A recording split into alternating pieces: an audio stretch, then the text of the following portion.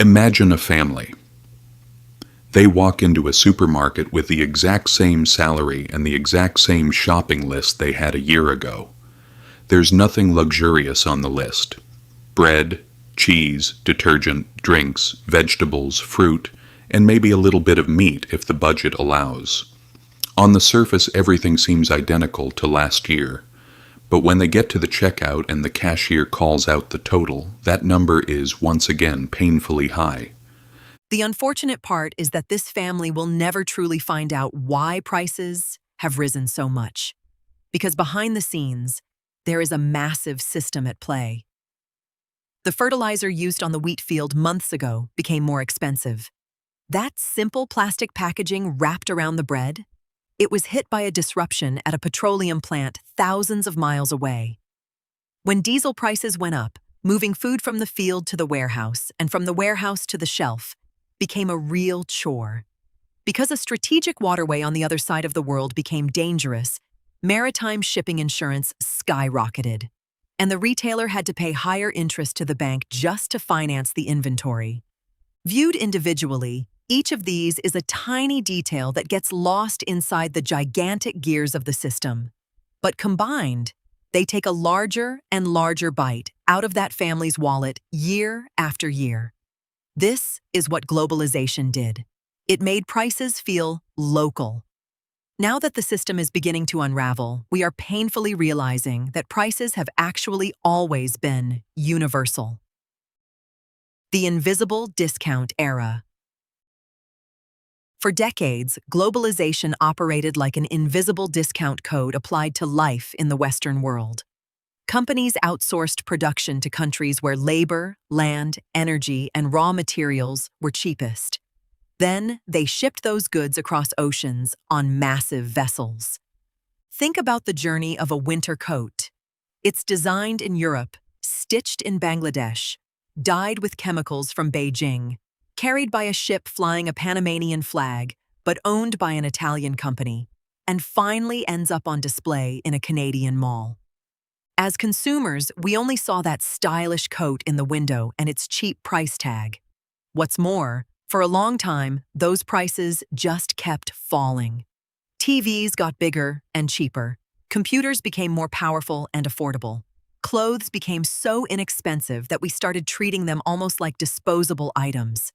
Furniture, toys, home appliances, and phones, things that used to require a regular family to save up for months, suddenly turned into everyday purchases we could grab without breaking the bank, like buying a loaf of bread.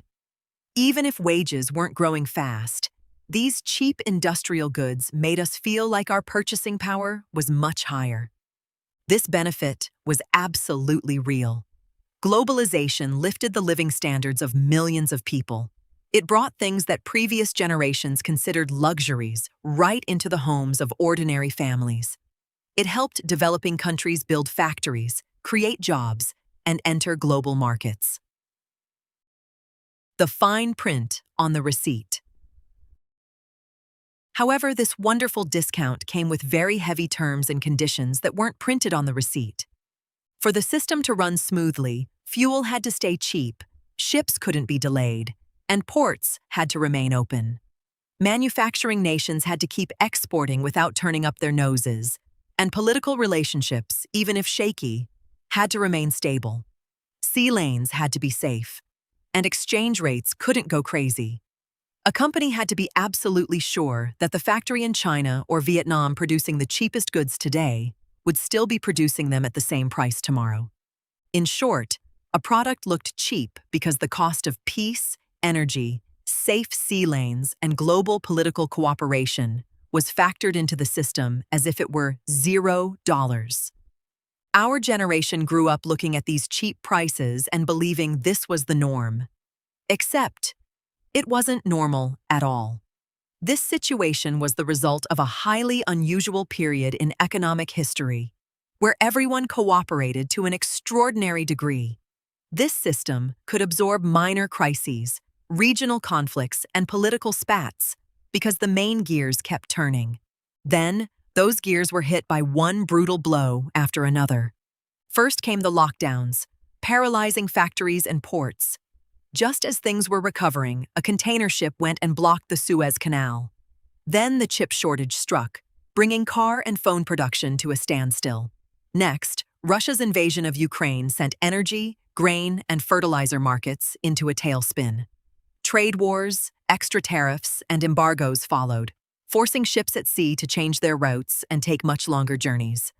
And ultimately, the outbreak of the war with Iran turned the Strait of Hormuz into the ultimate choke point for the global economy. For about 4 months, that narrow, restricted waterway between Iran and Oman became a choke point, squeezing the life out of global energy, agriculture, medicine, and logistics. Naturally, the first thing everyone looked at was oil, because Hormuz is the circulatory system of global oil. Oil prices spiked instantly. All eyes were glued to tanker movements, military maneuvers, and ceasefire scenarios. But oil was just the beginning, the most superficial layer of this massive crisis spiral.